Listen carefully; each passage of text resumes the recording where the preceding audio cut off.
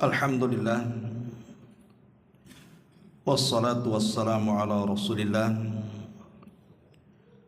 wa ala alihi wa sahbihi wa mawalah wa la hawla wa la quwwata illa billahi wa ba'du. Alhamdulillah, segala puja dan puji hanya milik Allah subhanahu wa ta'ala. Salawat dan juga salam kita hadiahkan kepada Rasul kita Nabi besar Muhammad sallallahu alaihi wa ala alihi wasallam. Pembahasan di malam hari ini kita akan membahas tentang beberapa amalan syaitan yang dilakukan manusia. Ma'asyiral muslimin wal muslimat rahimani wa rahimakumullah. Kita tahu bahwa peperangan antara syaitan dan Bani Adam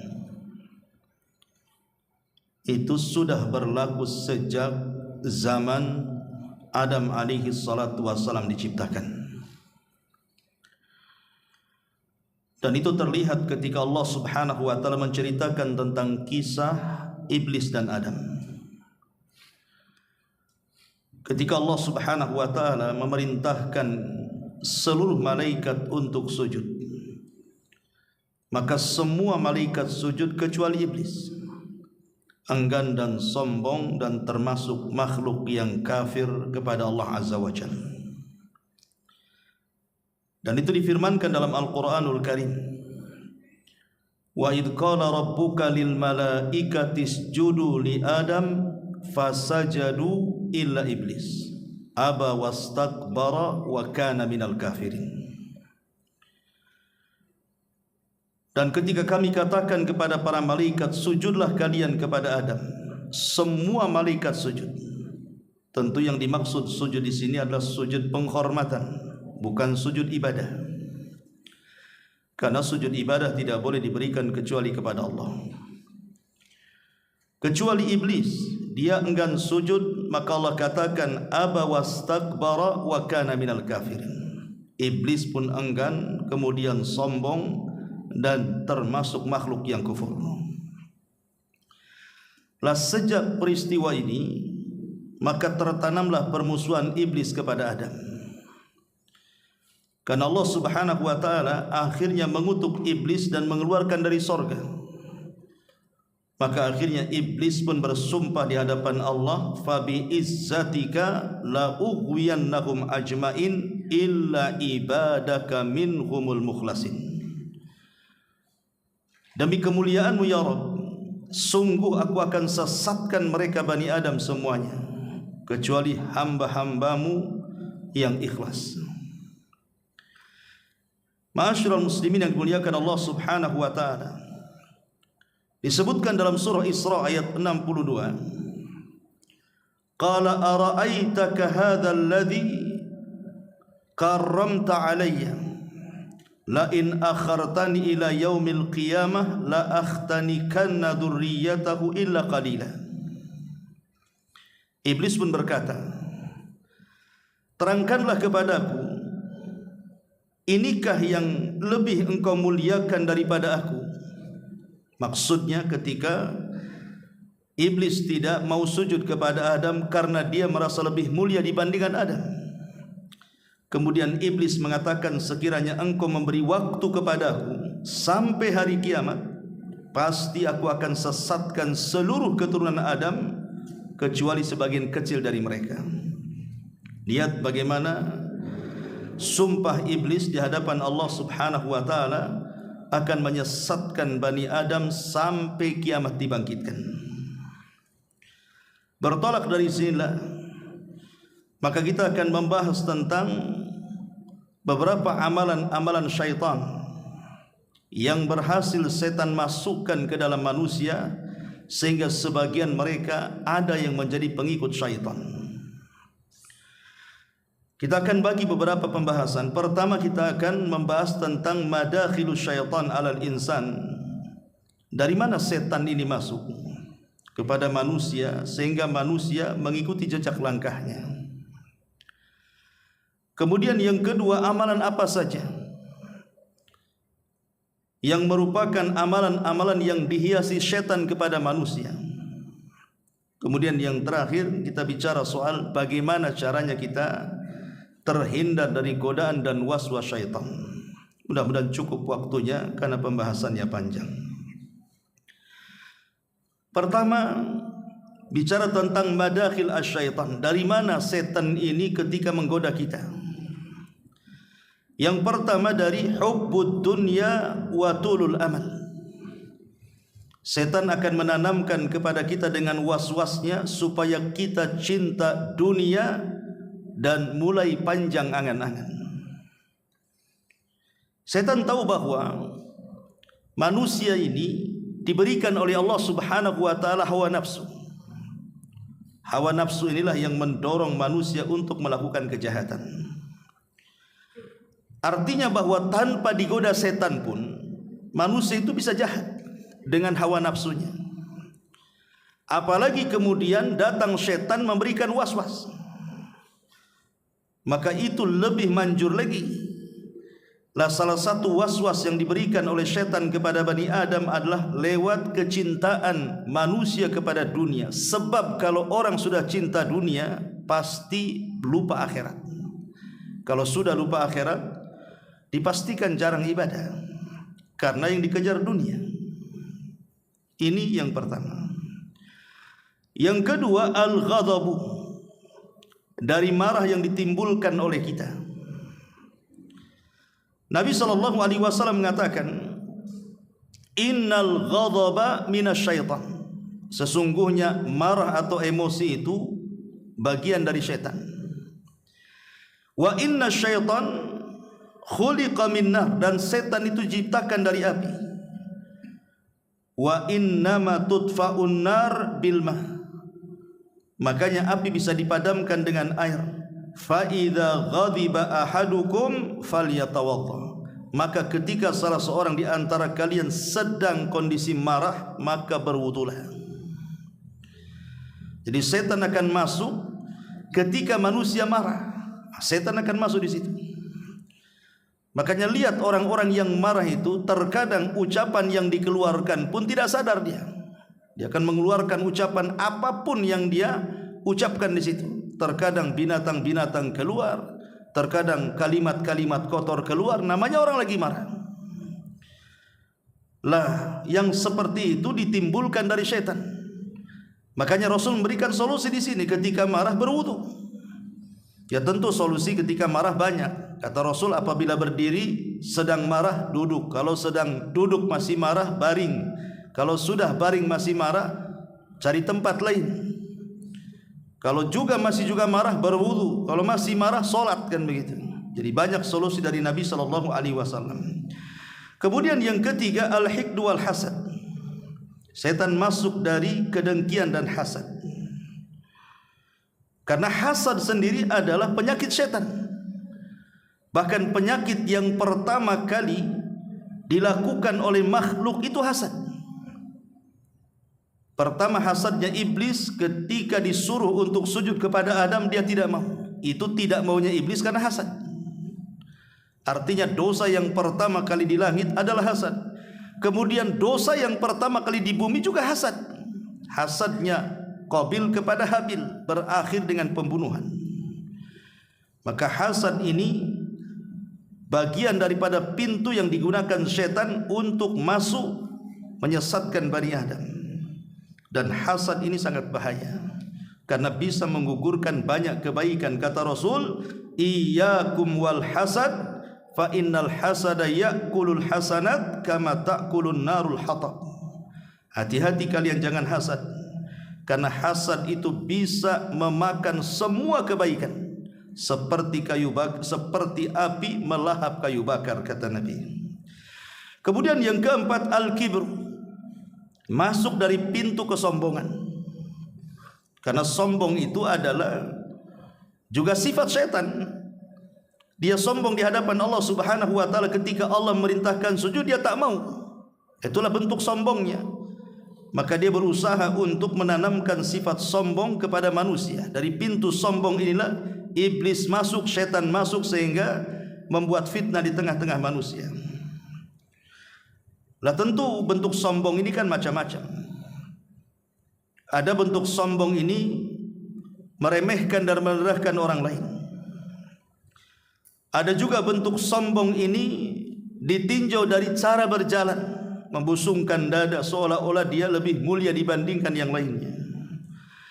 Atau juga menolak nasihat, karena Rasulullah SAW juga yang mengatakan bahwa sombong itu adalah batrul haq wa ghamdun nas, menolak kebenaran artinya nasihat, dan merendahkan orang lain, dan semuanya ada pada diri syaitan. Kemudian juga yang semana dengan sombong adalah ujub. Ujub itu merasa bangga diri, dan ujub ini bisa mencelakakan kita. Kenapa demikian? Karena biasanya orang yang ujub itu buta mata, merasa bahwa dirinya lebih mulia dan orang lain itu di bawahnya. Kemudian juga orang ujub ini merasa amalannya pasti diterima, dan amalan orang lain itu di bawahnya. Makanya kenapa para ulama sampai mengatakan, kalau kita ini kaya amalan, banyak beramal soleh, tapi ada ujubnya, itu tidak lebih baik daripada orang yang melakukan maksiat tapi dia takut dengan dosanya. Sampai ulama mengatakan seperti itu. Atau kita balik, orang yang bermaksiat kepada Allah Azza wa Jalla tapi takut dengan dosa yang dilakukannya, itu lebih baik dibandingkan orang yang tidak pernah bermaksiat dan beramal saleh tapi ada ujub di hatinya. Karena ujub ini bisa membatalkan semua amal. Ini yang kelima. Kemudian yang keenam, ar-riya, masuk daripada pintu riya. Karena riya inilah yang membatalkan amalan yang dilakukannya, dan syaitan sangat senang kalau ada orang yang tidak ikhlas. Karena itulah target daripada iblis ketika dia bersumpah di hadapan Allah, la ughwiyannahum ajmain illa ibadaka minhumul mukhlasin. Aku akan sesatkan semua anak turunan Adam kecuali orang-orang yang ikhlas.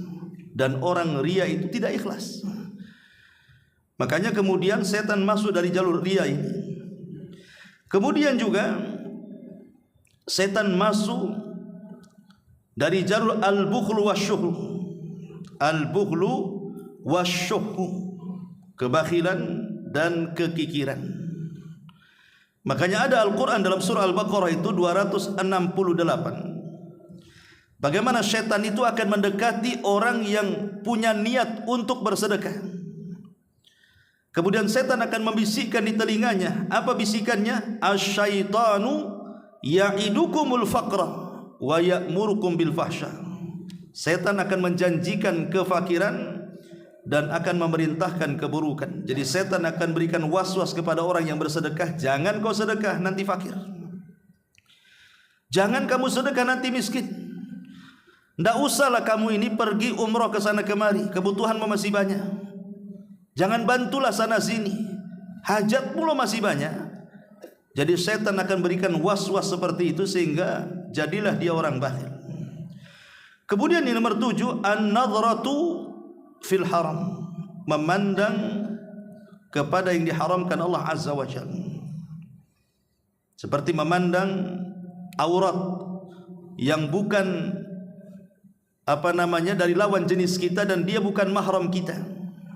Maka disebutkan dalam sebuah athar dari Ali radhiyallahu an, di mana Nabi SAW berwasiat kepada Ali, an-nadhratu sahmun masmumun min sihami iblis.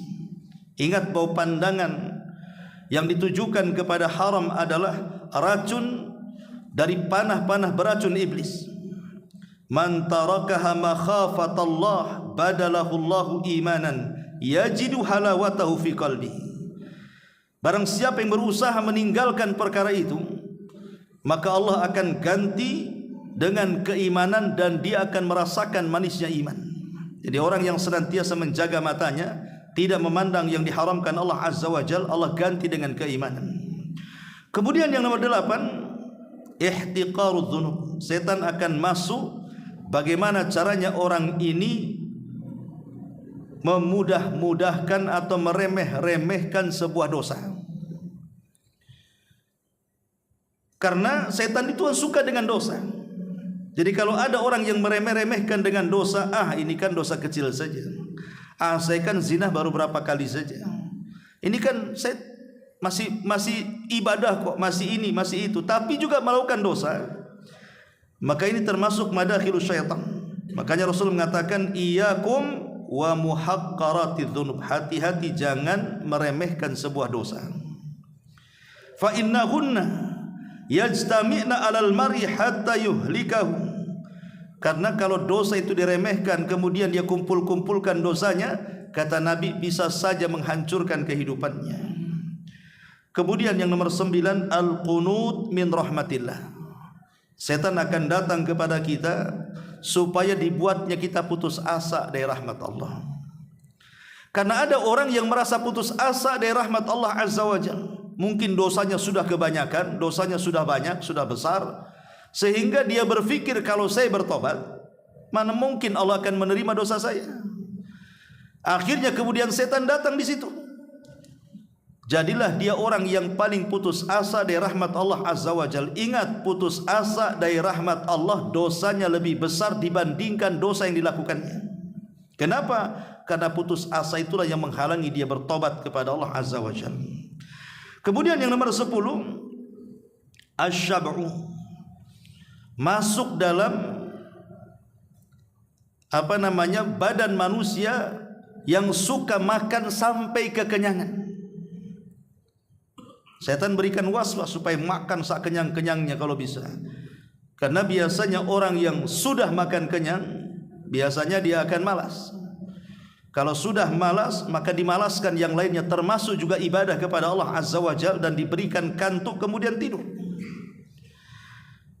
Kemudian juga yang nomor 11, al-ajalatu, masuk dari al-ajalah, tergesa-gesa. Dalam setiap perkara tidak mikir dulu maslahat dan mafsadahnya apa, main bergerak saja. Ini tergesa-gesa itu dari setan. Termasuk juga yang nomor 12, al-israfu wa tabdzir. Israf dan tabdzir. Israf itu artinya membelanjakan harta tapi berlebihan, walaupun perkara itu halal. Tapi kalau tabdzir ini membelanjakan kepada yang diharamkan walaupun yang dibelanjakannya tidak banyak. Itulah bedanya israf dengan tabdzir. Saya ulang, kalau israf ini kita membelanjakan uang kita untuk sesuatu yang dihalalkan Allah tapi berlebihan. Itu namanya israf. Seperti umpamanya ada rumah tangga. Di rumah itu cuma ada 3 orang saja, dia, istrinya dan 1 anaknya. Tapi kalau dia masak 1 kampung.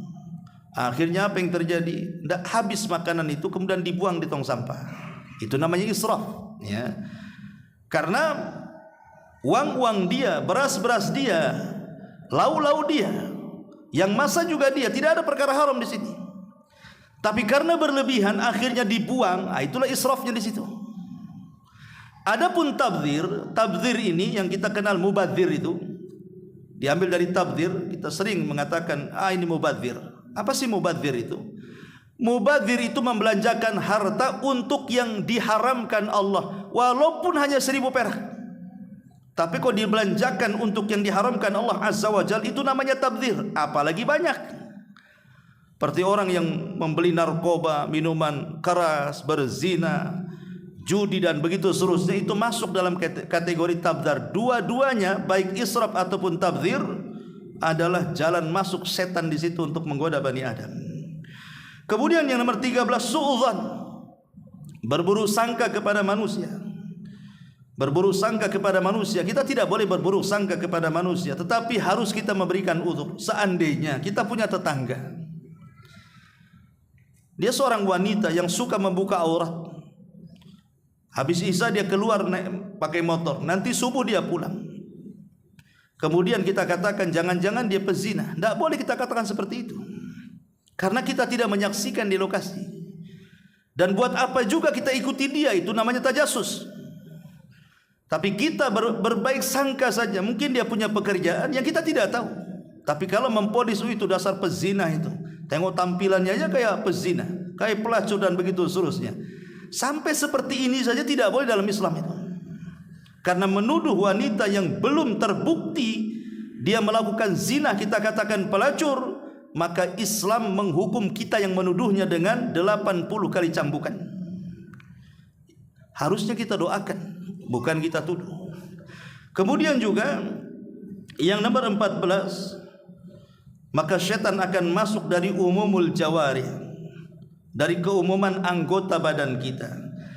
Terkadang masuk ke mata kita sehingga menimbulkan penyakit ain, masuk ke hati kita sehingga menimbulkan hasad dan dengki, masuk ke kaki kita sehingga melangkahkan ke tempat-tempat maksiat, dan begitu seterusnya. Itulah syaitan. Terkadang masuk juga dari jalan darah kita sehingga memberikan was-was, akhirnya hati kita cenderung untuk melakukan kemaksiatan kepada Allah Azza wa Jalla. Ma'asyiral muslimin yang dimuliakan Allah Azza wa Jalla, ada perkataan bagus daripada Imam Ibnul Qayyim rahimahullahu ta'ala. Kata Imam Ibnul Qayyim rahimahullahu ta'ala, ada 6 perkara yang termasuk daripada khutuwati syaitan, langkah-langkah syaitan, dari yang terberat sampai yang teringan. Yang pertama kata beliau, al-kufru billah. Macam mana syaitan ini membuat kita ini kufur, membuat kita ini keluar dari Islam. Entah dengan cara lisan kita mengucapkan kalimat kufur tanpa sadar kita keluar dari Islam, atau melakukan sebuah perbuatan yang tanpa sadar perbuatan itu mengeluarkan kita dari Islam. Contoh umpamanya, orang mengatakan, buat apa sholat itu, capek-capek saja. Buat apa zakat, ngambur-ngamburkan duit saja. Buat apa haji, uang habis, badan capek katanya. Buat apa pakai jilbab ini, panas-panas saja. Ini namanya membenci syariat nih. Membenci syariat dengan lisannya, ini kufur, bisa keluar dari Islam. Karena Allah yang mengatakan, dzalika bi annahum karihu ma anzalallah fa ahbatallahu a'malahum.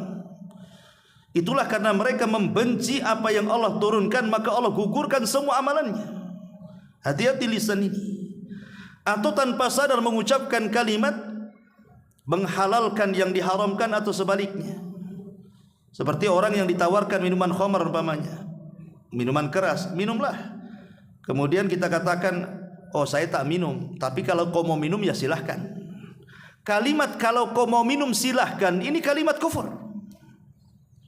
Harusnya kata-katanya, maaf saya tak mau makan atau mau minum khamar karena ini haram. Kau juga jangan minum, ini khamar, ini haram. Harusnya kan begitu kata-katanya. Tapi kalau kata-katanya, saya tak minum, tapi kalau kau minum ya silahkan, ini bisa kufur kalimat ini, karena tanpa sadar dia mengucapkan kalimat yang menghalalkan apa yang Allah haramkan. Menghalalkan yang Allah haramkan bisa kufur. Jadi itu juga kalimat-kalimat yang terkadang tanpa sadar. Atau umpamanya, ada sebagian orang mengatakan, kita ini merdeka, boleh agama apa saja terserah. Ngapain dipaksa-paksa harus Islam? Silahkan mau Yahudi silahkan, Nasrani silahkan, kita ini merdeka sesuai dengan keyakinan kita. Tidak boleh. Inna dina indallahil Islam. Agama yang paling diridhoi itu hanya Islam. Waman yabtagi ghairal islami dinan falan yuqbala minhu wa huwa fil akhirati minal khasirin. Siapapun yang mencari agama selain Islam tidak akan diterima, bahkan di akhirat dia termasuk orang yang rugi. Cemana kemudian dikatakan kita ini merdeka milih agama? Itulah pemahaman yang digaung-gaungkan oleh orang-orang liberal. Itu kekufuran, itu tidak boleh. Jadi kata Imam Ibnul Qayyim, terkadang manusia itu dibuat bagaimana caranya dia kufur, keluar dari Islam tanpa sadar. Atau kalau tidak bisa, kata dia, an yuqi'ahu fil bid'ati. Kalau tidak bisa dikufurkan, maka tingkatan yang kedua adalah diusahakan bagaimana dia melakukan sebuah bid'ah, hal yang tidak pernah diajarkan Rasul, dibuat oleh kita. Caranya seperti itu. Membuat hal-hal yang tidak pernah diajarkan Nabi SAW, kemudian kita buat. Maka Nabi SAW mengatakan, iyyakum wa muhdatsatil umur. Hati-hati dari perkara-perkara yang baru. Fa inna muhdatsatin bid'ah, karena perkara baru itu disebut bid'ah. Dan bid'ah itu amalan yang tidak pernah dikerjakan di zaman Rasul, kita kerjakan pula hari ini, kemudian dinasabkan ke dalam agama. Tapi kalau tidak bisa, kata Imam Dzul Qayyim rahimahullahu taala, an yuqi'ahu fi kaba'iri dzunub. Cemana orang ini karena dibuat syirik tak bisa, dibuat bid'ah tak bisa, dibuat dia melakukan dosa besar, dibuat dia berzina, dibuat dia minum khamar, dibuat dia judi, dibuat dia ghibah dan begitu seterusnya. Tapi kalau tidak bisa juga imannya kokoh, maka yang keempat, an yuqi'ahu fi saghairi dzunub, dibuatnya dia melakukan dosa-dosa kecil, memandang aurat ya yang bukan mahramnya. Dan ini banyak dengan adanya medsos ini kan, hari-hari kita pandang aurat tuh. Memang kita tidak memandang di jalan-jalan di mall, tapi ada di handphone semua. Tapi kalau juga dia tidak bisa digoda untuk melakukan dosa kecil, maka yang kelima, at-tausi'atu fil mubahat, dibuatnya sibuk dengan perkara-perkara mubah, main bola sampai keasikan akhirnya lewat waktu sholat, ngobrol lama-lama akhirnya lupa ibadah. Memang ngobrol kan mubah, tapi kalau keasikan akhirnya kemudian lewat waktu sholat, jadi haram tuh hukumnya. Dibuatnya perkara-perkara mubah itu dilama-lamainnya tuh. Kalau tidak bisa juga, maka yang keenam, an yushghilahu bil mafdul anil fadil, sengaja dilupakan dari ibadah yang utama, diambilnya pula yang tidak utama. Seperti banyak orang-orang yang kemudian meninggalkan sesuatu yang utama, tapi yang tidak utama dia lakukan. Ada orang yang tidak puasa, tidak sholat wajib, tapi dia puasa Ramadan pula. Kan aneh itu. Sholat tidak, tapi puasa iya. Padahal yang menentukan diterima puasa itu sholat wajib itu kan begitu. Faman saluhat sholatuhu saluha sairu amali. Kalau sholatnya baik, semua amal dianggap baik. Nah, yang utama itu sholatnya, kenapa sibuk puasanya? Nah, dibuat kayak gitu oleh setan itu. Cari yang tidak utama, kemudian ditinggalkan pula yang utama. Nah, ini diantaranya kata Imam Dzul Qayyim, inilah 6 langkah yang konkret yang dilakukan setan untuk menyesatkan Bani Adam. Ma'asyiral muslimin yang dimuliakan Allah Azza wa Jalla, di sini ada 50 amalan yang merupakan amalan-amalan yang setan menghiasi kepada manusia untuk melakukan dosa. Saya sudah tulis di sini ada 50 dosa atau amalan-amalan yang dihiasi oleh setan, yang merupakan waswas daripada setan.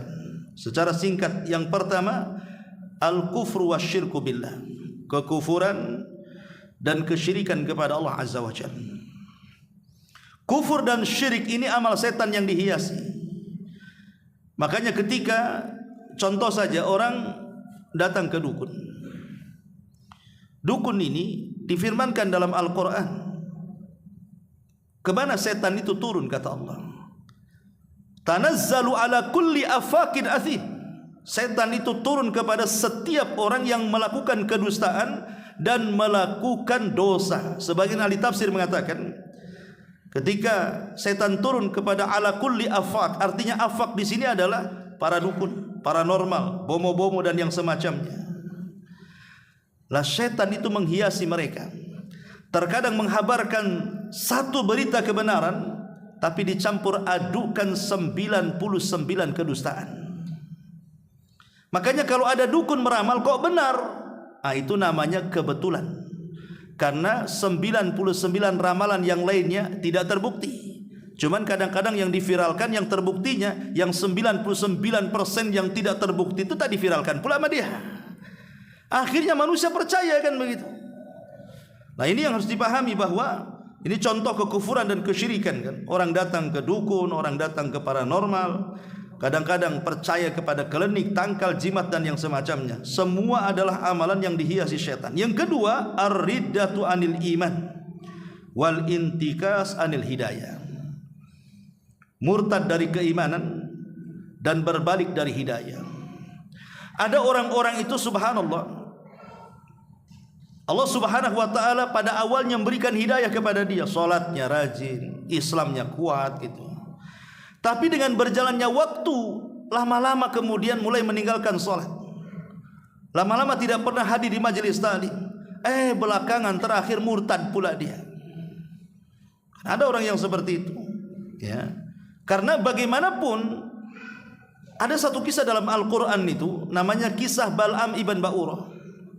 Bal'am ibn Ba'urah itu seorang ulama. Itu bukan orang biasa, ulamanya Bani Israel. Semua manusia kalau minta fatwa datang kepada Bal'am ibn Ba'urah. Tapi ketika kemudian dia ditawarkan dunia oleh kelompok Amalikoh itu, supaya dia mendoakan keburukan kepada Nabi Musa dan para pengikutnya, awalnya tak mau dan marah. Bagaimana mungkin aku mendoakan kepada seorang Nabi dengan keburukan, katanya. Aku tak mau. Tapi karena hari-hari kemudian diberikan, diiming-imingi dengan jabatan dan juga kekayaan, lama-lama futur dia. Mau pula dia mendoakan keburukan kepada Musa dan Bani Israel. Akhirnya kemudian Bal'am pun melakukan hal yang tidak pernah dilakukan siapapun, melakukan kemaksiatan besar. Dia keluar dari agama dia. Akhirnya dia mati dalam posisi murtad. Sehingga Allah Subhanahu wa taala firmankan tentang kisah Bal'am ibn Ba'urah dalam Al-Quran. Dan banyak kisah-kisah orang murtad itu yang tadinya istiqomah, belakangan kemudian murtad. Dan itu adalah amalan syaitan. Kemudian yang nomor 3, amalus sihri au ta'allumuhu, belajar sihir ataupun mengajarkan sihir kepada orang lain.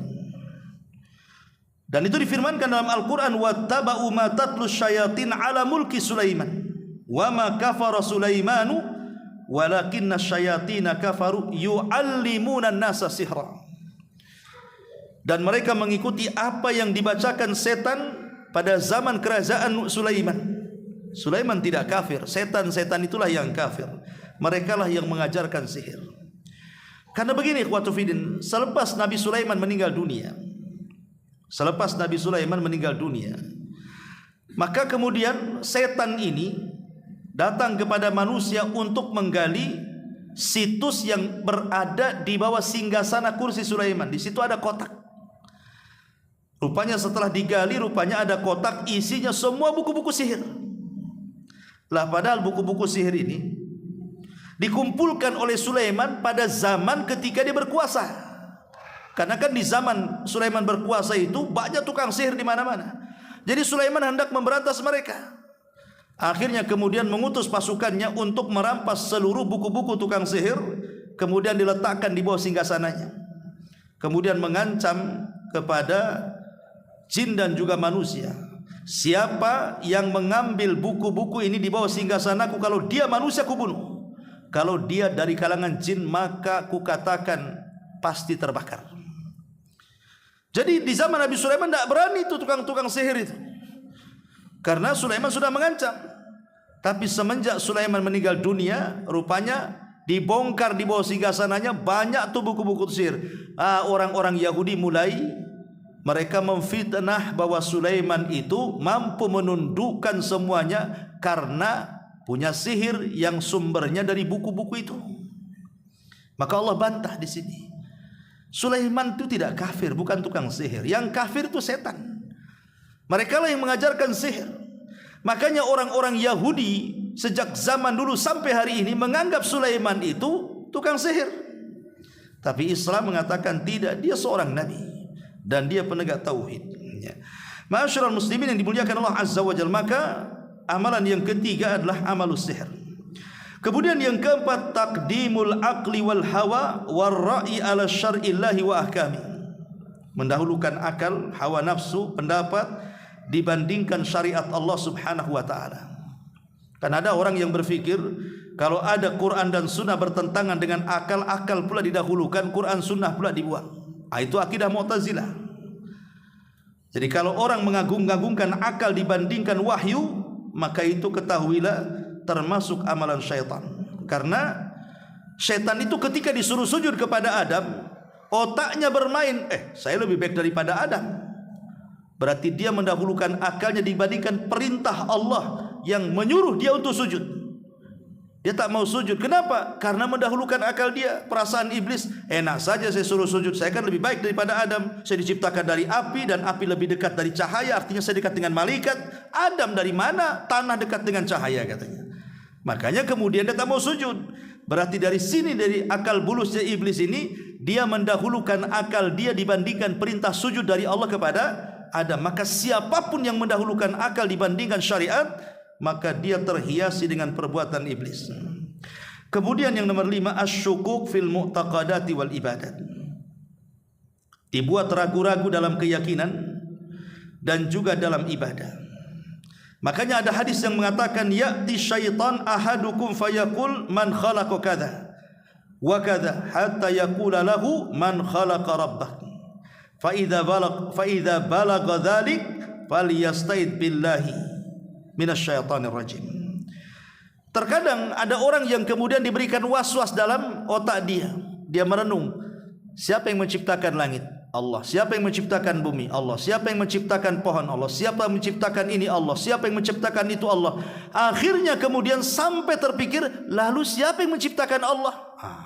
Kalau sudah sampai ke tingkat siapa yang menciptakan Allah, berarti itu setan masuk tuh. Ya, kan nanti ujung manusia itu nanti berpikir seperti itu kalau dia tidak ada iman tuh. Ya memang langit dan bumi yang menciptakan Allah. Pertanyaannya, yang menciptakan Allah siapa? Kalau sudah sampai otak kita ini berpikir siapa yang menciptakan Allah, maka kata Nabi SAW, faliyasta'id minasyaitan, berlindunglah kepada Allah, karena itu datang dari waswas syaitan. Kemudian juga yang nomor 6, at-tahakum ila taghut, berhukum dengan taghut. Ya. Maksudnya taghut di sini bisa dalam bentuk qanun, undang-undang yang menyelisih Al-Quran dan Sunnah. Undang-undang yang menyelisih Al-Quran dan Sunnah. Kalau ada orang yang mengatakan bahwa hukum Allah tidak lebih baik daripada hukum manusia, berarti dia telah berhukum dengan taghut. Dan itu yang dikehendaki syaitan. Dan bisa kufur dia, keluar dari Islam. Kalau dia menganggap bahwa hukum yang dibuat manusia lebih baik dibandingkan hukum yang dibuat Allah, kufur dia. Lain kalau seandainya, saya sih yakin Quran Sunnah itu lebih baik, tapi nampaknya kalau diterapkan di negara kita ini hukum-hukumnya belum pas, karena kita belum siap, makanya masih pakai hukum manusia. Maka ini tidak sampai kufur, ini fasik saja ya. Tapi kalau dia terang-terangan mengatakan bahwa tidak layak, Quran Sunnah tidak relevan lagi, apalagi kemudian hukum rajam ini sadis sekali ini, ini tidak baik, bagus hukum ini saja, ini lebih adil, menurut dia kufur, keluar dari Islam dia. Itu at-tahakum ila taghut ya. Kemudian yang nomor 7, mufaraqatu ahli sunnati wal jamaah, keluar dari pemahaman ahli sunnah wal jamaah. Karena Rasul yang mengatakan, alaikum bil jamaati wa iyyakum wal furqati, fa inna syaitan ma'al wahid wa huwa ma'al itsnaini abad, wa man arada buhatal jannati falyalzamil jamaah. Wajib atas kalian berjamaah. Berjamaah di sini artinya ikut orang ramai pemerintah, ikut pemahaman pemerintah kita. Jangan sampai kita terpisah dari pemerintah, apalagi sampai kemudian memberontak. Karena memberontak dari pemerintah ini pemahaman khawarij, bukan pemahaman ahli sunnah wal jamaah. Karena kalau kita bersendirian, berpisah dari pemerintah, maka setan akan lebih dekat dengan dia, dan kalau seandainya dia bergabung dengan jamaah, setan akan lebih jauh dari dia. Begitu kata Nabi SAW. Ada juga yang memahami al-jamaah di sini ya maksudnya pemahaman ahli sunnah wal jamaah, pemahaman yang sesuai dengan Al-Quran dan Sunnah, dan juga pemahaman salaful ummah. Kemudian yang nomor 8, al-istikbar an ta'atillahi azza wa jalla, sombong dari ketaatan kepada Allah azza wa jalla, merasa bahwa dia sudah banyak amalannya sehingga tak perlu lagi beramal, ataupun merasa bahwa Allah tidak dihajatkan lagi bagi kehidupan dia, dan dia menasabkan semuanya atas jasa dia, seperti yang dilakukan Qarun. Ini juga bagian daripada amalan yang dihiasi setan. Kemudian yang nomor 9, taghyiru khalqillah, merubah ciptaan-ciptaan Allah, dan ini paling banyak. Seperti wanita yang mencukur bulu halis, ini merubah ciptaan Allah. Allah sudah buat bagus-bagus lah itu, di atas mata ada halisnya, dikerok pula sama dia, diganti pula sama spidol. Ya kalau spidolnya permanen, tak permanen pula kena hujan, masalah. Kemudian juga ada orang yang mengikir gigi. Giginya sudah bagus, tapi dikikir gitu ya. Kalau sekarang ini ada zaman behel, semua orang pakai behel. Untuk apa behel itu? Kalau wanita menggunakan behel untuk kecantikan, kecantikan untuk siapa? Makanya kenapa dilarang tidak boleh mengikir gigi itu? Kecuali kata para ulama, boleh seseorang itu merapatkan gigi, kemudian meluruskan gigi dengan behel dan yang semacamnya, kalau memang ada unsur kesehatan. Contoh umpamanya giginya renggang. Kalau makan rupanya keluar pula dari renggang gigi itu entah satu nasi gitu kan, loncat dari situ. Nah, itu bukan begitu gigi manusia. Asal gigi manusia ya rapat, sehingga kalau dirapatkan nggak masalah. Atau ada penyakit-penyakit yang kata dokter harus dibegitukan giginya, nggak masalah. Tapi gigi sudah bagus-bagus, tidak ada masalah dengan gigi, sudah rapat, makan pun sudah tidak ada masalah. Kemudian dikikir gigi itu, ini bagian daripada merubah ciptaan Allah. Ataupun mentato, ya, mentato badan itu bagian daripada merubah ciptaan Allah. Kan hari ini kan banyak orang yang bertato itu. Setahu saya dulu orang yang bertato itu orang Cina, agamanya di luar Islam, terserah dia. Sekarang orang Melayu banyak pula yang bertato. Orang Cina sudah ngapus tatonya, dia nambah tato pula. Ini kadang-kadang aneh ya. Jadi ini juga salah satu daripada yang merubah ciptaan Allah. Termasuk juga menyambung rambut. Sekarang kan ada pakai wig, pakai apa gitu kan. Itu semua haram hukumnya dalam Islam, dan itu bagian daripada keberhasilan setan menggoda manusia. Karena Allah yang mengatakan dalam surah An-Nisa ayat 119 itu, la wala amurannahum fala yughayyiranna khalqallah. Maka iblis akan mengatakan, sungguh aku akan perintahkan mereka, maksudnya manusia, supaya mereka merubah-rubah ciptaan Allah Subhanahu wa taala. Nah, ini juga bagian daripada perbuatan syaitan. Kemudian yang nomor 10, al-khaufu war-ra'bu min awliyaihi minal mujrimin wal fasikin wal kafirin. Merasa takut dan juga merasa khawatir dari wali-wali syaitan, dari kalangan orang-orang yang berdosa, orang-orang fasik dan orang-orang kafir. Jadi setan bekerja sama dengan orang-orang jahat.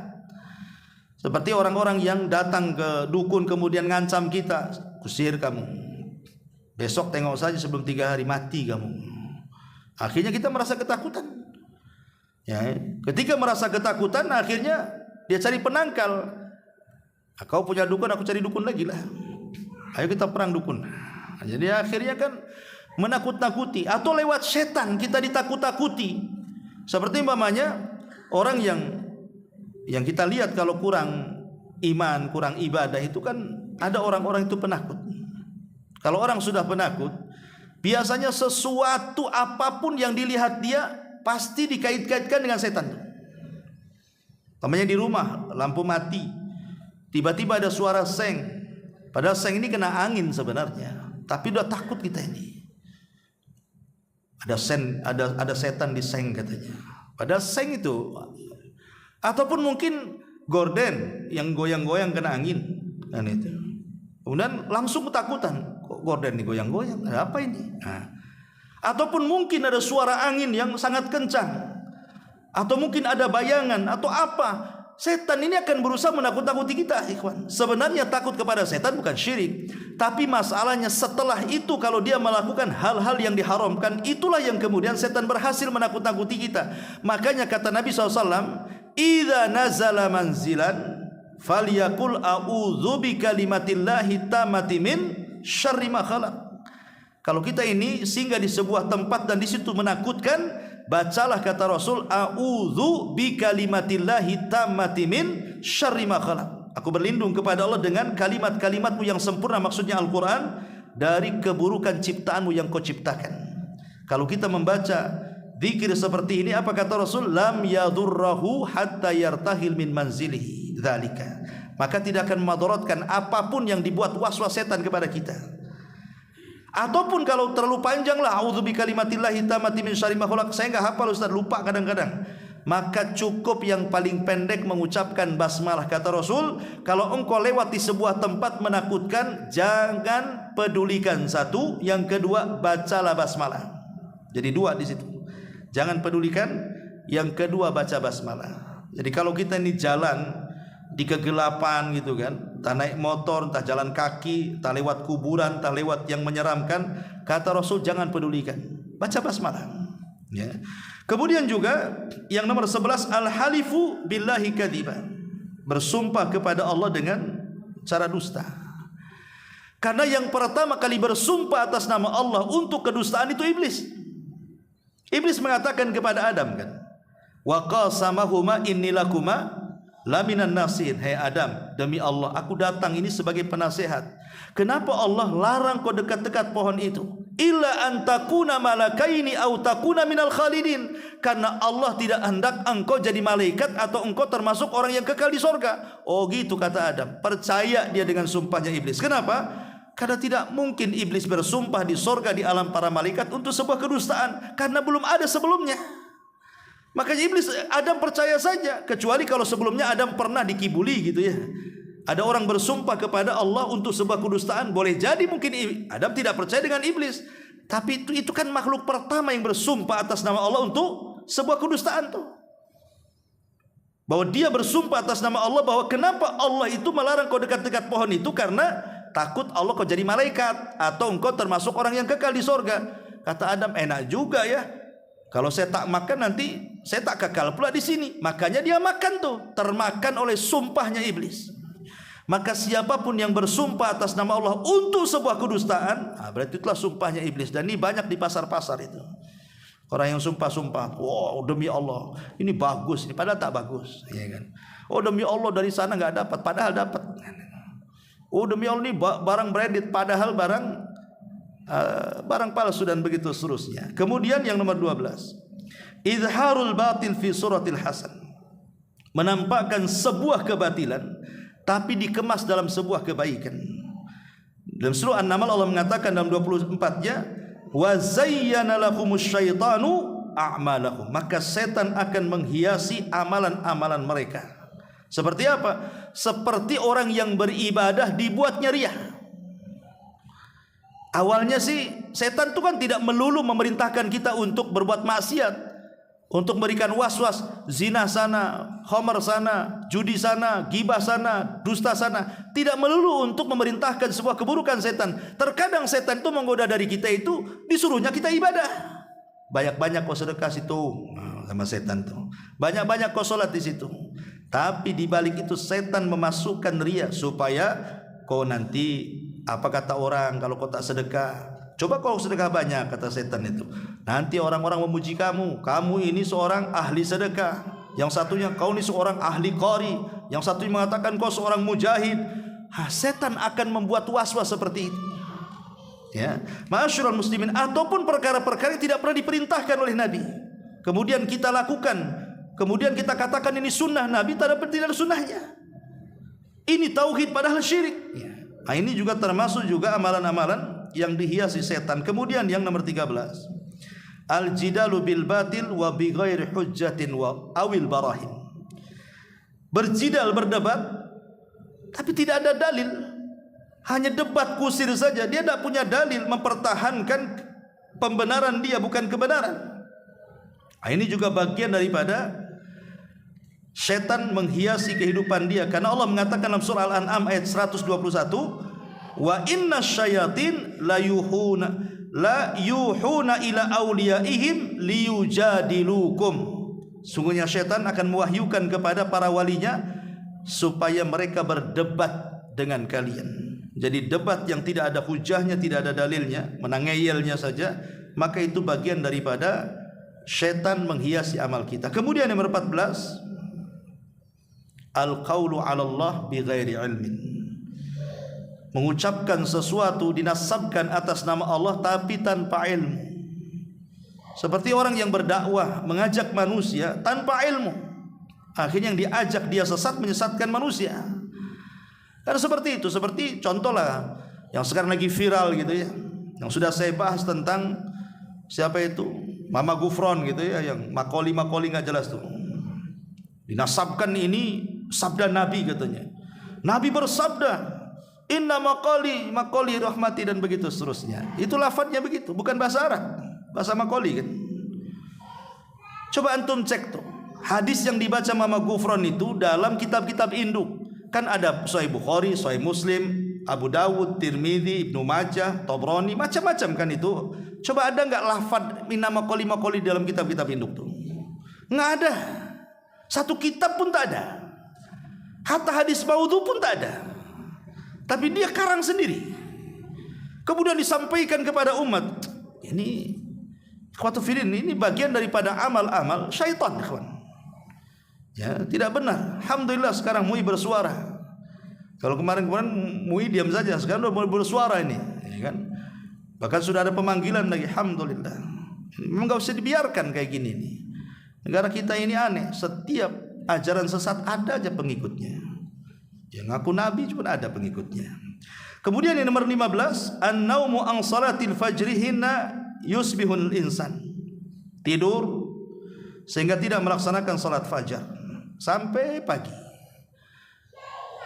Di dalam sebuah hadis Nabi SAW mengatakan, jadi Abdullah ibn Mas'ud radhiyallahu anhu mengatakan, disebutkan di sisi Nabi SAW, rajulun nama lailatan, ada seorang laki-laki tidur di malam hari, hatta asbah, sampai pagi lewat subuh. Maka Rasul mengatakan, dzaka rajulun bala syaitanu fi udhunaihi, itulah orang yang dikencingi kedua telinganya setan. Kalau ada orang yang kemudian bablas subuh, bangun jam 7, bangun jam 8, berarti dua telinganya penuh dengan kencing setan. Sebagian para ulama mengatakan, apa yang dimaksud bala syaitan, kencing setan itu maksudnya apa? Ada yang mengatakan maksudnya setan itu bukan kencing beneran kayak kencing kita, tidak. Maksudnya setan menyumpal di telinga kita ini supaya kita akhirnya menolak hidayah. Dibuatnya kita menolak hidayah, menolak panggilan Allah Azza wa Jalla. Ya. Ada juga yang mengatakan bahwa maksudnya ya secara hakikat memang setan itu mengencingi telinga kita sehingga kita tidak terdengar azan. Ada juga yang maksudnya setan hendak menghinakan kita. Dengan cara apa? Mengencingi kedua telinga kita. Setan hendak merendahkan kita, sementara kita ini lebih mulia dibandingkan iblis. Tapi ada orang-orang yang mau dihinakan dan mau terhina dengan syaitan. Dengan cara apa? Dia tak bangun subuh. Anehnya tak marah pula dia dikencingi setan tuh. Coba kalau saya yang kencingi, apa enggak ditabok saya itu? Tapi kalau setan yang mengencingi, kok tak ditabok pula setan itu? Malah nyantai aja, besok dikencingi lagi, besok dikencingi lagi, coba. Karena aneh di sini. Jadi orang yang kemudian lewat sholat fajar, hakikatnya maka dia dikuasai setan di sini. Termasuk yang nomor 16, adamu ada itis salati ma'a jama'atil muslimin. Jarang sholat berjamaah. Ini juga bagian daripada penghias daripada syaitan. Kemudian yang nomor 17, al-abathu fi sholati, main-main dalam sholat. Main-main dalam sholat. Ini juga termasuk syaitan menghiasi amalan dia. Kemudian juga musabaqatul imam, mendahului imam dalam sholat. Imam belum ruku sudah ruku, imam belum sujud kita pula sudah sujud duluan. Yang jadi imam siapa sebenarnya? Ya. Maka ini juga termasuk daripada perbuatan syaitan. Karena Rasul yang mengatakan, alladzi yahfad wa yarfa qabla al-imam innama nasiyatuhu biyadi syaitan. Orang yang merendah dan meninggi sebelum imam, sesungguhnya tengkuknya dikuasai setan, kata Nabi. Bahkan solatnya tidak sah. Ya, harus diulang. Kemudian yang nomor 19, kasratul waswas fi shalah. Banyak was-was dalam sholat, takbir tak jadi-jadi, Allahu Akbar nggak jadi lagi, Allahu Akbar. Jadinya kalau imam sudah ruku baru mantap takbirnya karena takut ketinggalan satu rakaat. Ini kan repot. Ya. Apa yang membuat anda was-was coba? Ya. Kemudian yang nomor 20, al-mururu baina yadayil musalli idza kana yusalli li sutratihi. Jangan lewat di depan orang sholat. Kadang-kadang kita ini memudah-mudahkan lewat depan orang sholat itu. Kalau sholat jamaah nggak apa-apa. Ya, umpamanya sholat jamaah nih, antum di sop yang kedua atau sop yang ketiga, tiba-tiba batal kentut, keluar dari jamaah melewati orang yang sedang sholat, tidak ada masalah. Kenapa? Karena sutrohnya imam, sutrohnya makmum itu sutrohnya imam. Asal jangan lewat depan imam aja. Tapi kalau dia sedang sholat sendiri, sholat sunnah, habis selesai sholat wajib, itu kan kadang-kadang banyak orang-orang awam yang tidak tahu sutroh. Kadang-kadang sholat menyebarkan di mana-mana. Ya kalau yang paham pasti dia cari tiang. atau cari tembok, ya kan? Atau cari orang yang duduk, kemudian dia jadikan orang yang duduk itu sutra dia. Tapi banyak orang nggak paham di situ. Kadang-kadang sholat centang perenang di mana-mana kan. Lah kita ini jangan sampai lewat depan orang sholat. Cari, tunggu. Kalau memang bisa ditunggu dia sampai selesai baru lewat. Kalau bisa di belakangnya, di belakangnya. Tapi kalau tidak bisa, tunggu dia sampai selesai. Kecuali kalau ada hajat mendesak, kata para ulama, boleh kita melewati orang sholat, tapi diperkirakan 3 hasta. 1 hasta sebegini, satu ini satu hasta nih namanya ini. Nah, 3 ini kita perkirakan yang 3 hasta, 1, 2, 3, sebelah situ baru lewat. Gitu maksudnya. Kalaupun harus lewat, karena ada hal yang mendesak.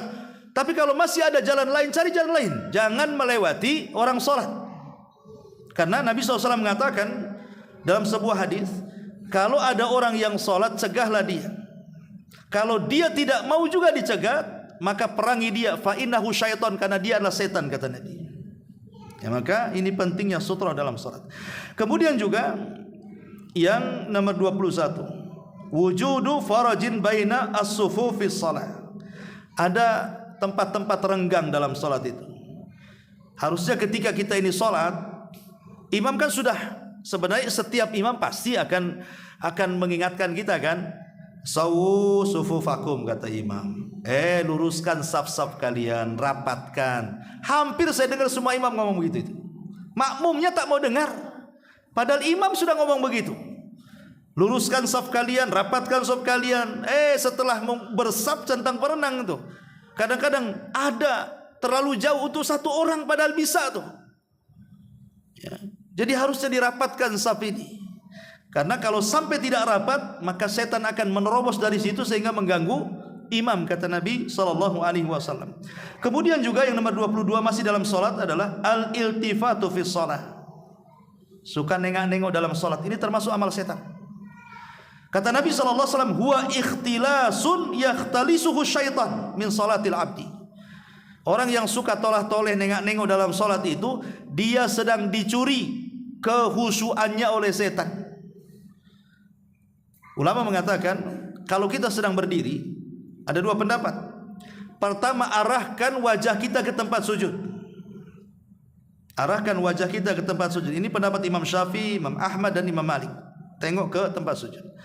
Tapi ada juga yang mengatakan ke depan, dari pendapat Abu Hanifah. Ya, karena dimanapun arah berada, disitulah wajah Allah. Ya, jadi cuma 2, ke tempat sujud atau ke depan pandangan kita ketika sholat ini. Tapi ada orang sholat itu nengok sana. Kalau ada cicak kawin ditengok dia kadang-kadang. Ini orang ini sudah dicuri kehusuannya oleh syaitan. Maka fokus ketika sholat saat berdiri. Kemudian juga yang nomor 23, jam'ul mal min haramin wa infaquhu fi haram. Mengumpulkan harta dari jalan yang haram, diinfakkan pula dari jalan yang haram. Saya katakan bahwa orang yang mencari nafkah itu kan ada 4 kelompok ya. Pertama, orang yang mencarinya dengan cara yang halal, diinfakkannya pun dengan cara yang halal. Maka ini semulia-mulia manusia di hadapan Allah. Itulah amalan para nabi. Ya. Yang kedua, artinya ini yang pertama ini selamat dari pertanyaan. Karena kan pertanyaan di akhirat itu kan cuma 2 ya. Tentang harta itu, min aina iktasabahu wa fima anfaqahu, dari mana kau dapat, kemana kau belanjakan. 2 pertanyaan harta itu. Kalau dia mendapatkan dengan cara yang halal, selamat dari pertanyaan yang pertama. Kalau dia kemudian membelanjakan ke yang halal, selamat pula dari pertanyaan yang kedua. Selamat dia dari hisab tentang harta. Tapi ada orang yang kedua, dia cari dengan cara yang halal, tapi diinfakkannya pula ke yang haram. Lelah letih dia cari uang, udah ada gajian beli khamar pula mabok dia, berzinah pula dia, berjudi pula dia. Berarti selamat dari pertanyaan yang pertama, dari mana kau dapat harta? Oh, saya kerja ya Rabb. Tapi kemana kau belanjakan? Selamat tak? Selamat dia yang kedua. Ya. Kemudian yang ketiga, ini ada orang yang mencari harta dengan cara yang haram, tapi dibelanjakan ke yang halal. Korupsi untuk pembangunan masjid. Ya. Kayak Robin Hood tuh kan, mencuri untuk fakir miskin. Ya, iya boleh. Yang kedua dia lolos, yang pertama tak lolos. Dari mana kau dapat? Mencuri ya Rabb. Kemana kau infakkan? Kasih makan anak yatim. Pertanyaannya, diterima enggak tuh? Tidak diterima. Karena Rasul mengatakan, innallaha thayyibun la yaqbalu illa thayyiban. Allah itu baik, tidak akan menerima kecuali yang baik-baik. Ya. Tetapi yang kuadrat dosanya itu sudah cara mencarinya haram, dibelanjakan pula untuk haram. Dapat judi untuk mabok. Ini kan kuadrat tuh. Karena dapatnya juga haram kan, dibelanjakannya pula haram. Ya. Maka ini semua amal setan. Kemudian juga yang nomor 24, adamu infaqi amwali fi sabilillah khaufan minal faqri. Orang yang bakhil, pelit, tidak mau infak di jalan Allah karena takut kemiskinan, sebagaimana tadi yang saya sebutkan surah Al-Baqarah 268. Kemudian 25, al-infaq riya'an wa sum'atan. Ya, dia tidak bakhil, dia sangat dermawan, tapi ketika infaknya itu karena riya ataupun karena sum'ah. Riya dan sum'ah ini kadang-kadang datang belakangan. Makanya sering saya katakan, ada orang-orang itu awalnya ikhlas tapi terpancing jadi riya.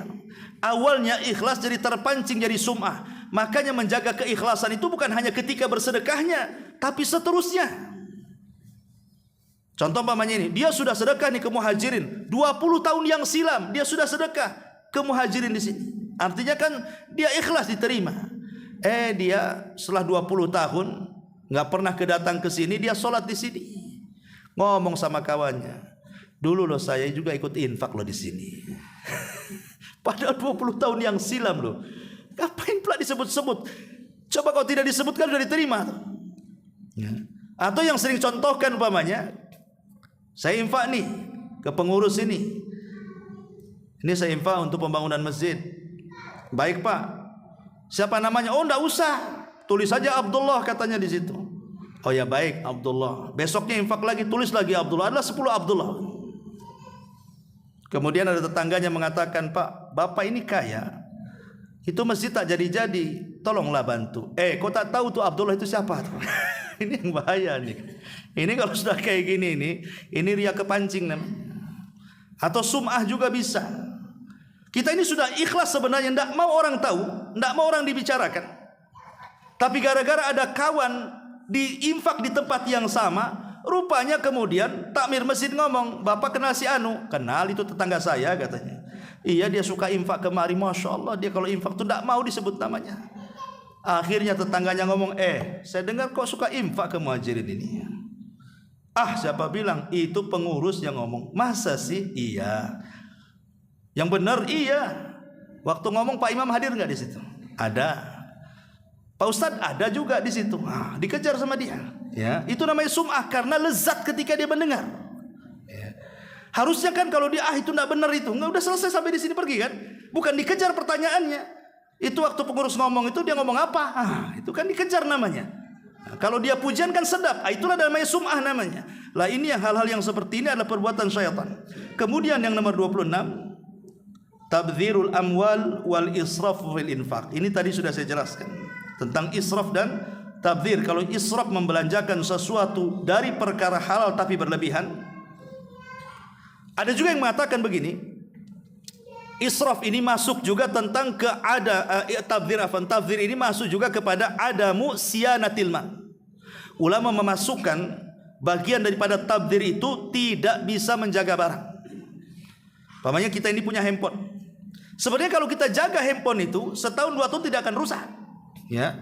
Tapi karena tidak menjaga, asal letak, kadang-kadang asal taruh gitu ya, akhirnya kepijak, akhirnya ketiduran, akhirnya kedudukan, akhirnya mudah rusak. Itu bagian daripada tabdzir kata ulama. Karena dia tidak bisa menjaga barang. Ingat, jadi tabdzir itu bukan hanya menghambur-hamburkan harta untuk kemaksiatan, tidak. Orang yang tidak bisa menjaga barang, tidak pandai merawat barang, itu juga tabdzir. Dan haram hukumnya. Ya. Sampai seperti itu ya para ulama. Kemudian juga yang nomor 28 tahwinu nomor 27 kullu ma da'aka ila fi'li maksiatin aw tarki ta'ah. Setiap yang mengajak kamu untuk melakukan kemaksiatan atau meninggalkan ketaatan, maka itu bagian daripada gangguan syaitan juga. Pokoknya ada kawan ngajak, ini mau ke masjid, toto datang kawan, ayo kita ke mall lah katanya. Tak jadi ngaji, hanya ke mall. Ya. Kemudian ada orang yang mau bersedekah, nanti dulu lah, jangan pakai uangnya, saya perlu, boleh enggak? Nah, jadi ada orang yang berbuat baik, dia kemudian halang-halangi, ataupun hawa nafsu dia yang menghalang-halanginya kan gitu. Ketika mau sedekah pikir, aduh ya juga ini belum nih, akhirnya tak jadi. Ini mau ke pengajian tapi ngantuk, ini gimana pula, tidak bisa dilawan dia. Ya. Maka hal-hal ini juga bagian daripada undangan syaitan. Kemudian yang nomor 28, tahwinu lil ma'asi wa annaha saghiratan la tadur. Orang yang suka membeda-bedakan dosa. Memang dosa itu kan terbagi-bagi kan, ada dosa kecil, ada dosa besar. Tapi pembagian ini dosa kecil, ini dosa besar, Quran Sunnah tidak ada yang menjelaskan. Ini pembagian ulama. Ulama membagi sengaja, oh dosa itu ada yang besar, ada yang kecil. Itu pembagian ulama untuk memahami supaya kita mudah ketika mempelajari sebuah dosa. Tapi kalau Quran Sunnah tidak ada kalimat Quran, ini dosa kecil, enggak ada. Ya, itu pembagian para ulama. Supaya memudahkan kita hanya belajar gitu saja. Tetapi jangan sampai kemudian pembagian dosa ini merangsang kita untuk melakukan dosa. Contohnya umpamanya, ini kan dosa kecil saja, belum dosa besar, enggak apa-apalah kan gitu. Kadang-kadang orang terpancing karena ini dosa kecil katanya. Makanya kata para ulama, jangan pernah melihat kecilnya dosa, tapi lihat kepada siapa engkau berbuat dosa. Ya. Sebab kalau melihat kecilnya dosa, ini kan kecil belum besar, ini kan kecil belum besar. Ingat, walaupun kecil kata Umar bin Khattab, la saghirata ma'al istimrar wala kabirata ma'al istighfar. Tidak ada dosa kecil kalau tumbuh-tumbuhnya besar juga. Sebagaimana tidak ada dosa besar kalau digempur dengan istighfar. Makanya betul kata ulama, jangan melihat kecilnya dosa, tapi lihatlah kepada siapa engkau berbuat dosa. Kemudian yang nomor 29, az-zulmu wal jawru fil qadha, kezaliman dan kecurangan dalam putusan-putusan persidangan. Hakim itu ada 3. Hakim itu ada 3. 1 di sorga dan 2 di neraka. Ya. Adapun yang di sorga, dia adalah hakim yang dia memutuskan perkara dengan ilmunya dan keputusannya sesuai dengan pengetahuannya. Jelas hakimnya. Memang dia punya ilmu dan diputuskan sesuai dengan pengetahuannya. Ini hakim di sorga. Kemudian yang kedua, hakim ini punya ilmu, tapi dia lencengkan ilmunya karena mungkin sogokannya atau mungkin karena hawa nafsunya. Akhirnya tidak memutuskan dengan pengetahuannya. Ini hakim di neraka. Yang ketiga, hakim jahil. Hakim jahil tidak punya ilmu. Ya namanya nggak punya ilmu, macam mana dia memutuskan sebuah perkara? Maka ini pun di neraka. Jadi Rasulullah SAW sampai mengatakan satu hakim di surga, 2 hakim di neraka, menunjukkan bahwa kebanyakan hakim itu di neraka. Karena di sini 1:2 kan gitu ya. Ya karena kecuali hakim-hakim yang mereka dirahmati takut kepada Allah Azza wa Jalla. Tapi berapa banyak hakim-hakim yang tidak takut kepada Allah akhirnya memutuskan sesuai dengan hawa nafsunya, sesuai dengan yang bayar istilahnya. Kemudian yang nomor 30, al-ghina. Nyanyian. Nyanyian itu dari setan. Makanya Allah mengatakan wa minan nasi man yashtari lahwal hadis.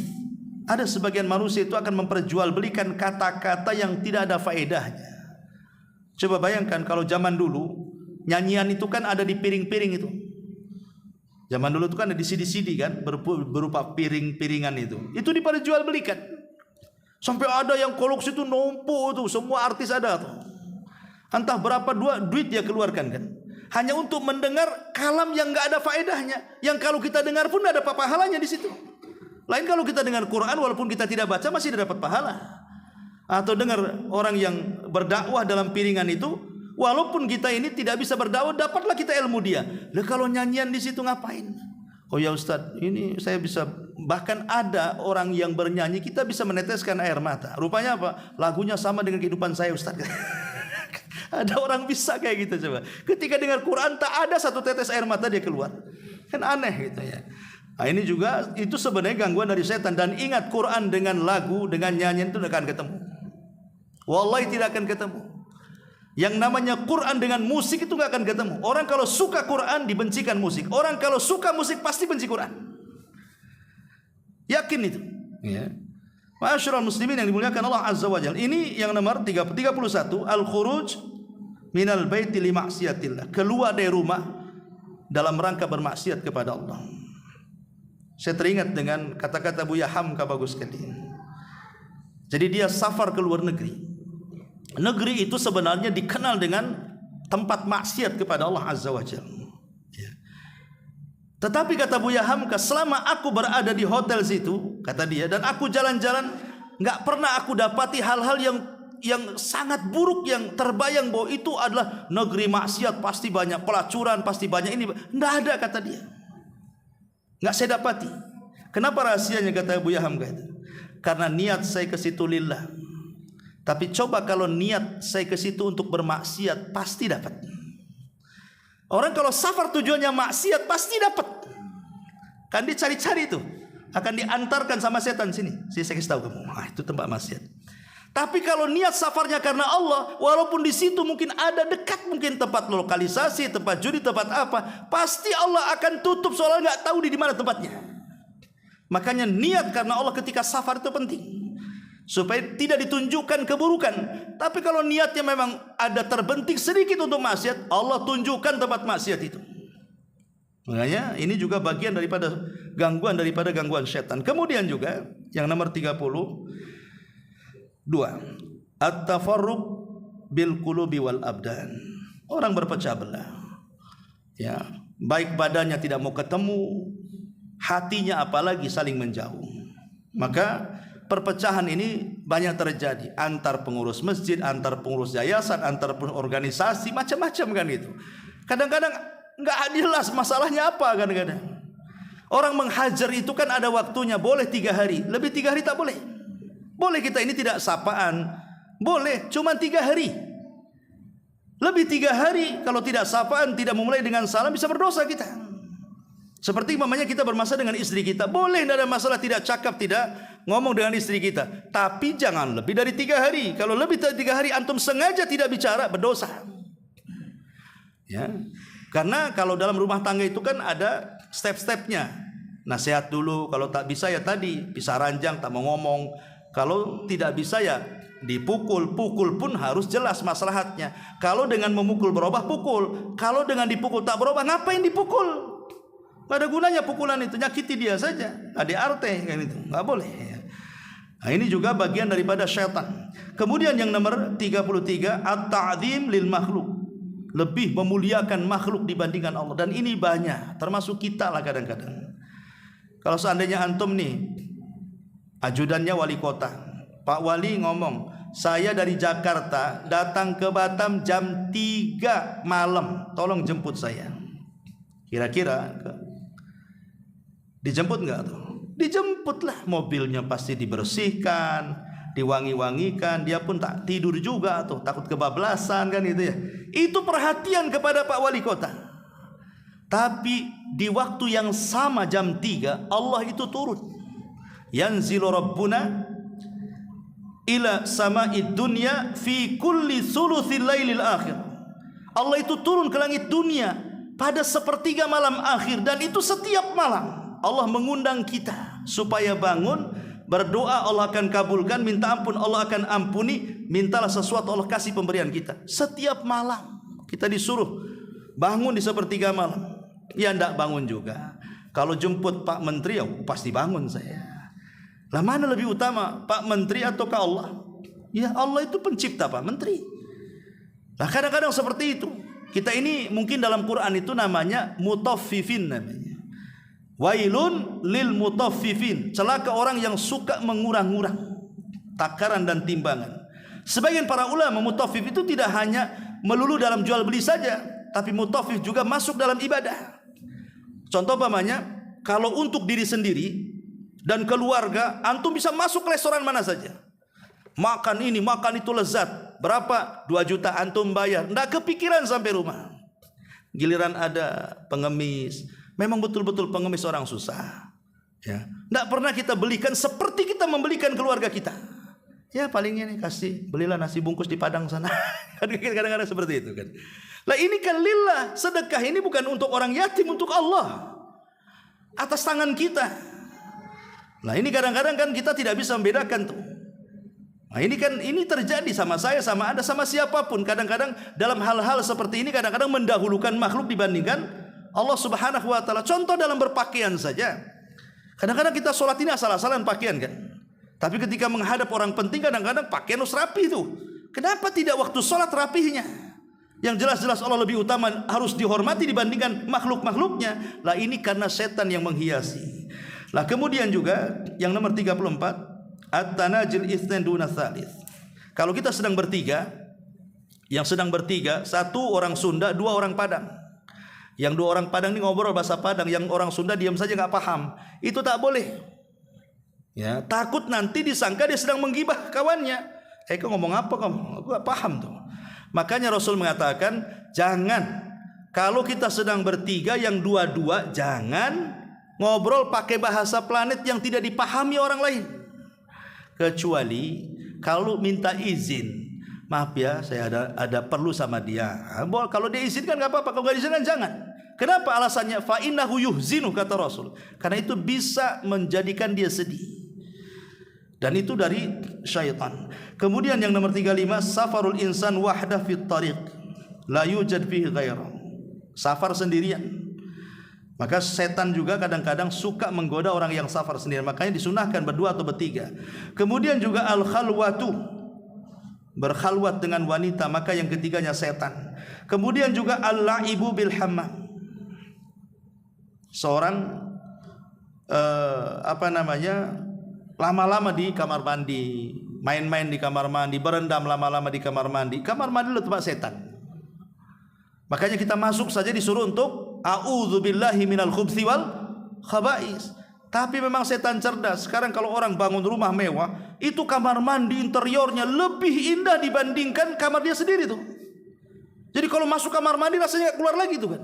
Itu setan sebenarnya. Apa ini indah-indah kamar mandi? Kamar mandi itu fungsinya cuma dua, buang hajat kecil dan besar, keluar lagi sudah. Nggak ada lagi fungsi yang lain. Mandi sekedarnya. Makanya kenapa kemudian Muawiyah, bukan Muawiyah bin Sufyan, sahabat yang lain bertanya kepada Nabi SAW, ya Rasulullah, kalau saya bersendirian, apakah saya juga harus menutup aurat? Ya, maka Rasul mengatakan, ya, karena Allah lebih berhak dimalui. Jadi kalau kita telanjang, tidak ada hajat tiba-tiba kita buka pakaian begitu saja, maka walaupun tidak ada yang melihat, Allah melihat kamu, kata Rasul. Maka kita membuka aurat itu kalau ada hajat saja. Kalau tidak ada hajat jangan buka aurat. Karena kalau tidak ada hajat buka aurat, malulah dengan Allah Azza wa Jalla. Kalaupun harus buka aurat, maka masuk ke kamar mandi itu berta'awudz dan baca basmalah supaya mata jin dengan aurat kita itu terhalang. Kemudian juga yang 38, al-ajalatu fil umur, bersegera dalam perkara tadi, ajalah, ya. Tergesa-gesa dalam urusan, tidak menimbang maslahat dan mafsadahnya, ya. Termasuk juga al-furqatu baina az-zawjaini, perselisihan suami istri itu dari setan. Karena setan itu paling bangga kalau ada suami yang menceraikan istrinya. Itu paling bangga tuh. Maka iblis akan bangkit mengambil piala diletakkan di atas kepala prajuritnya yang mampu menggoda orang bisa bercerai. Karena ada hadis kan, setan itu setiap hari mengutus prajuritnya dari tengah lautan. Ada yang menggoda yang tadinya sholat jadi tidak sholat, yang tadinya puasa tidak puasa, yang tadinya jarang gibah jadi tukang gibah, dan begitu seterusnya. Dan itu semua akan dilaporkan kepada iblis. Tapi iblis sudah biasa dengan itu, tidak terlalu bangga. Tapi kalau ada yang mengatakan, ya iblis tuanku, aku sudah bisa menceraikan tu rumah tangga si anu, iblis bangkit dan mengambil piala, anta, oh kau prajurit yang mantap, katanya. Kenapa? Karena kalau orang sholat kemudian tidak sholat, itu korbannya satu. Orang yang biasa puasa tidak puasa, korbannya satu. Orang yang biasa baca Quran tidak baca Quran, korbannya satu. Kalau bercerai, ini korbannya banyak.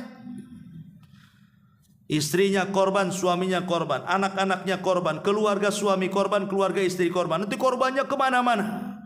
Nanti si istri curhat dengan kawannya, korban lagi kena. Nanti si suami curhat sama kawan yang lain, kena juga sama setan. Akhirnya kemana-mana. Ya, itulah maka setan senang dengan orang cerai itu. Kemudian juga yang yang selanjutnya, at-ta'ari wa kashfu aurat. Tadi sudah jelaskan tentang suka membuka aurat, ya.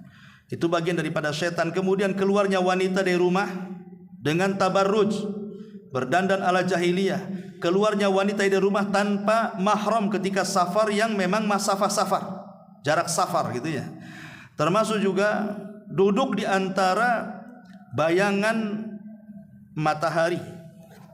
Begini ikhwan, ini banyak kita nggak paham ya hukum ini. Hukum mungkin sebagian antum tahu, tapi sebagian nggak tahu. Jadi kalau kita sedang duduk di teras nih, matahari dari sebelah sana, ya. Kemudian matahari karena di situ ada tiang, sehingga bayangan tiang itu mengenai sebagian badan kita dan mataharinya mengenai sebagian badan kita. Jadi badan kita terkena bayangan dan terkena sinar matahari. Kata Nabi SAW, ya, maka sebaiknya kalian kalau ingin terkena matahari, kenakan matahari semua. Atau kalau terkena bayangan, masukkan ke bayangan semua. Jangan separuh kena bayangan, separuh kena matahari. Itu ada hadisnya, ya. Karena ini juga bagian daripada amal setan, ya. Termasuk juga menakut-nakuti dengan senjata, mengancam lewat handphone walaupun tidak ada senjata, ya awas dipolisikan kamu, padahal dia nggak salah kan itu. Kemudian juga makan dan minum dengan tangan kiri, kemudian makan dan minum berlebihan, israf, ya. Kemudian juga was-was ketika berwudu sampai ngabisin air satu bak mandi, nggak kelar-kelar wudunya tuh, itu was-was dari setan, ya. Termasuk juga yaqau fil bai'i, apa yang terjadi dalam jual beli seperti menipu, kemudian mengurang-urang takaran, timbangan, meteran, kemudian riba, zalim dan begitu seterusnya. Termasuk orang yang minum khamr, orang yang berjudi, menyembah berhala, kemudian istisqa bin nujum, menyandarkan hujan kepada bintang, dusta dan begitu seterusnya. Maka itu semua amalan-amalan daripada amalan-amalan syaitan. Wallahu a'lam bishawab. Afwan agak lama ya karena pembahasan panjang. Ya mungkin yang bisa bermanfaat. Subhanaka bihamdika asyhadu an la ilaha illa anta astaghfiruka wa atubu ilaik. Allahu taala alam. Assalamualaikum warahmatullahi wabarakatuh.